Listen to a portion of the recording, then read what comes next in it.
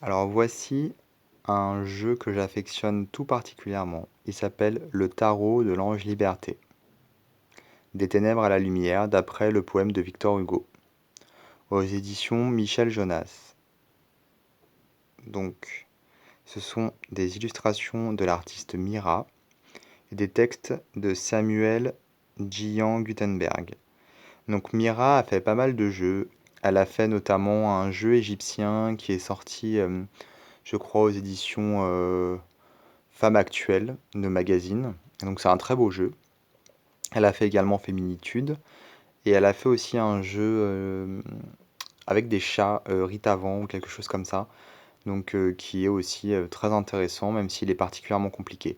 Alors celui-ci, il est très simple. C'est un jeu de tarot finalement, qui est basé sur le texte de Victor Hugo, L'Ange Liberté.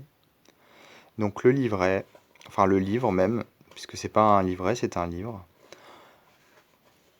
Il y a donc une introduction. Il est très très joli, le livre est très beau. Là, on a donc des tirages. Et on a pour chaque carte, donc l'ange de l'aube éblouissante. Donc là, c'est la carte numéro 1. Donc on a un petit extrait du poème de Victor Hugo. Ensuite, on a le symbolisme de la carte.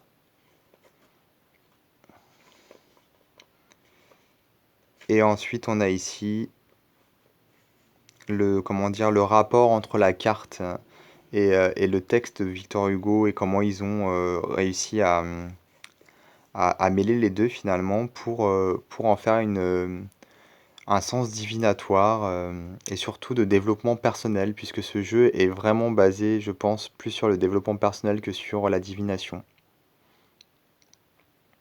Là, on a des mots-clés. Et là, on a une petite citation. Donc, vous voyez, le livre est vraiment très très joli, avec plein de petits dessins. Moi, j'aime beaucoup, beaucoup, beaucoup. Et je trouve les messages absolument sublimes. Le texte de Victor Hugo est très très beau. Et, euh, et donc, les sens qu'il donne aux cartes, enfin que les auteurs ont donné aux cartes, sont absolument euh, très beaux également, très bien écrits.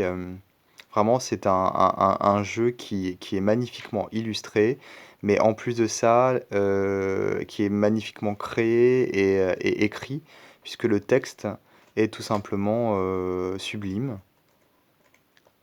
Donc on peut dire bravo aux deux créateurs, hein, que ce soit l'illustratrice Mira ou la personne qui a écrit le petit livre Samuel. Franchement, c'est chapeau quoi. Moi j'aime beaucoup et tout est bien fait, est bien organisé. Les dessins sont beaux, le texte est utile. Enfin vraiment, il n'y a rien à refaire. Tout a été bien pensé. Les cartes sont vraiment grandes. Donc ça, c'est dommage dans un sens parce que c'est très beau d'avoir des belles cartes et vraiment j'en suis ravi. Mais pour mélanger, c'est un petit peu compliqué, on va dire. Donc on a la carte numéro 1 ici. Voilà, donc cette carte en plus, c'est la même que la carte numéro 22. Donc on va dire que c'est une carte de présentation. Donc là, c'est la carte numéro 1, l'ange de l'aube éblouissante. Les couleurs sont absolument magnifiques. Après, c'est la dame des étoiles infinies. Donc c'est un jeu quand même qui est construit sur un jeu de tarot, hein. La dame d'amour couronnée. On retrouve les figures en fait du tarot classique. L'archange des nuits éternelles. Le seigneur des signes. C'est un jeu qui me fait penser aussi au travail du peintre Chagall que j'aime beaucoup. Donc franchement, je suis ravi. L'homme liberté. La nef des étoiles. La femme liberté. L'éclaireur des ténèbres. Le mystère du zodiaque. Le secret de l'amour. La rosée vivifiante. Le puits des présages. L'aube de l'homme liberté.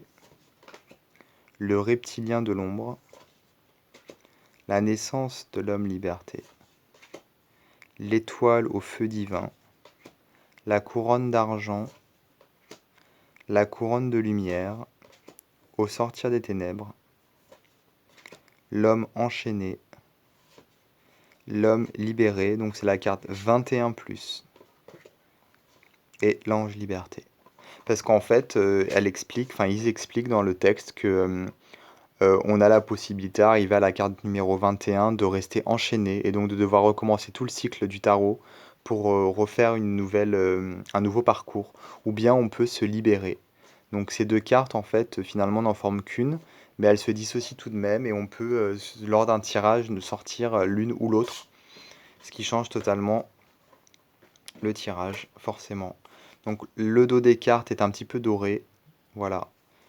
Donc c'est un jeu magnifique, qui est toujours disponible, qui est toujours édité, et que je recommande chaudement à toutes les personnes qui font un travail sur elles-mêmes, qui aiment les jeux bien construits, enfin voilà.